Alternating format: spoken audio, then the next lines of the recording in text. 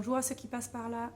Aujourd'hui, je voulais vous faire une petite vidéo sur le matériel de mes élèves, donc en dehors des manuels, ce qu'ils ont comme cahier pour le fonctionnement de ma classe. C'est parti. Commençons par le matériel qui est en taille A4, donc un grand classeur. Ici, c'est un modèle, donc je n'ai pas la page de couverture, mais en gros, c'est les travaux de lecture, les travaux de français, les travaux de mathématiques, les travaux de MC, l'allemand, parce qu'en Alsace, on fait de l'allemand, et les évaluations. Donc, puisque je ne suis pas du tout partisane de coller des feuilles dans des cahiers, j'ai préféré opter pour un classeur qui est assez large au final, et du coup, ça permet de ranger quand même pas mal de feuilles.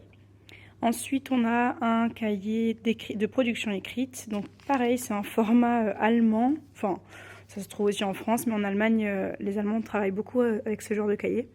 Donc, des lignes simplifiées, une belle marge pour pouvoir mettre les annotations. Et donc, chaque fois qu'on fait une production écrite, c'est dans ce cahier. C'est les deux seules choses qui sont en grand format. Ensuite, on a une petite panoplie de petits cahiers. Alors oui, j'ai des cycles 3, j'ai des CE2, mais aussi des CM1, donc cycle 2, cycle 3. Et cette année, j'ai décidé de faire tout sur petits cahiers parce que j'avais vu une étude qui disait que les grands cahiers, les enfants s'y perdent, c'est trop grand, ils n'arrivent pas forcément à s'organiser. Et sur la table, ça prend de la place. Souvent, ils sont penchés.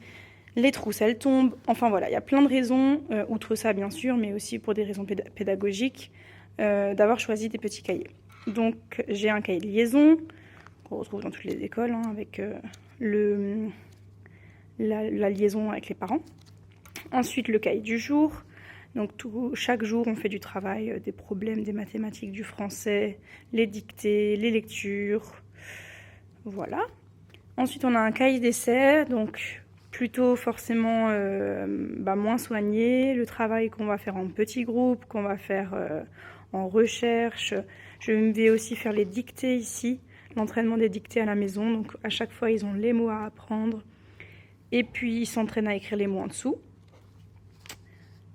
Ensuite, on a un cahier que j'ai appelé cahier de culture parce que j'ai réuni dedans l'histoire des arts. Donc à chaque fois qu'on fait de l'histoire des arts, ils collent leurs feuilles d'histoire des arts ici.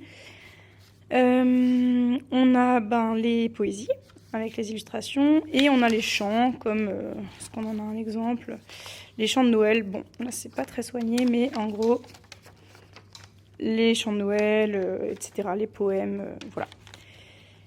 Donc je me rends compte que finalement c'est peut-être pas la meilleure idée d'avoir mis les feuilles d'histoire des arts ici parce que on n'utilise pas vraiment cette partie blanche. Donc il va peut-être falloir que je réfléchisse à un autre système pour l'année prochaine. Mais en tout cas, de mettre ensemble ce genre de choses, ça me paraît quand même assez judicieux.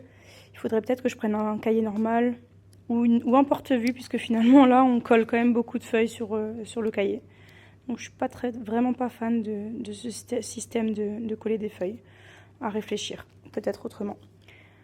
Ensuite, on a un cahier que j'ai appelé cahier de recherche, puisque je suis sur 2 cycles. J'ai dû faire un cahier CM1 avec des petits onglets comme ça. Bon, elle a perdu ses onglets. Je vais peut-être trouver un autre. Lui, il a encore les deux. Espace-temps et matière et vivant. Les CM1, ils ont normalement sciences, histoire et géographie. Et donc, puisque ça regroupe différentes disciplines, j'ai appelé ça cahier de recherche. C'est un choix de ma part. Donc il est coupé en 3 parties, avec normalement cette séparation-là de petits onglets. Et puis c'est ici qu'on écrit les leçons sur ces thèmes-là. Ensuite, on a un cahier de dessin. Donc elle n'a pas sa page de garde, mais normalement, on a fait une jolie page de garde. Je vais voir si j'en trouve un. Voilà.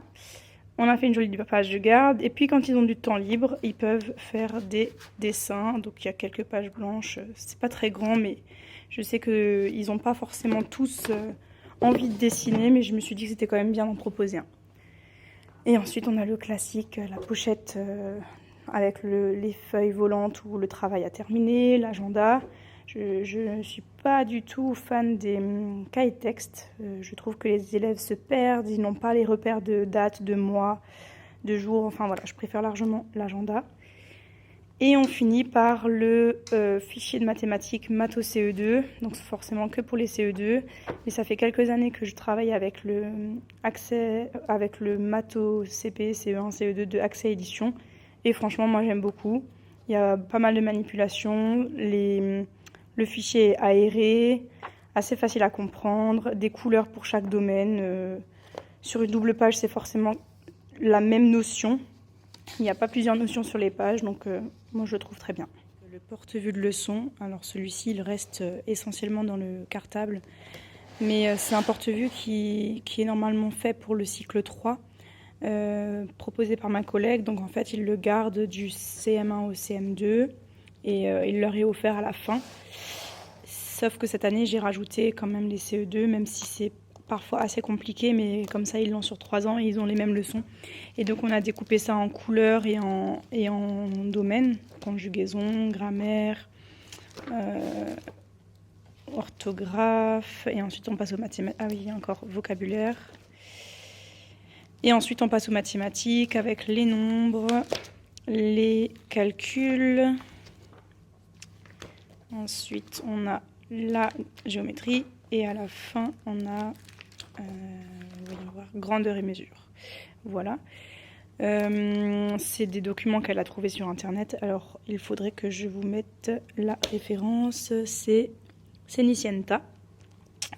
Et qu'on remercie d'ailleurs parce que ces leçons sont vraiment très bien. Et parfois elle a juste modifié quelques leçons pour s'adapter à notre public. Mais globalement on a quand même repris le document de cette collègue. Merci à elle. Donc voilà. Bien sûr, ce fonctionnement, il est assez personnel. Chaque enseignante fonctionne comme elle le souhaite.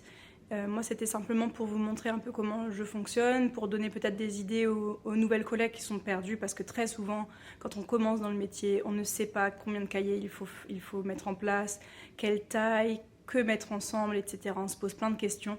Moi, j'ai essayé de faire des petits cahiers pour que ça prenne moins de place sur les tables, dans les cartables, dans la classe aussi, tout simplement, à corriger aussi. C'est beaucoup plus pratique d'avoir des petits cahiers que des grands à ramener en salle des maîtres ou à la maison parfois, même si ça m'arrive jamais, parce que je refuse de ramener mes cahiers à la maison. Mais voilà, ça peut aider. Et puis la prochaine fois, je vous donnerai aussi mes manuels et mes guides pédagogiques, parce que cette année, j'en ai beaucoup, sachant que j'ai un double niveau sur 2 cycles. C'est très très lourd en préparation, donc cette année je m'appuie quand même beaucoup sur des manuels pédagogiques, des guides du maître, et je vous présenterai ça dans une autre vidéo.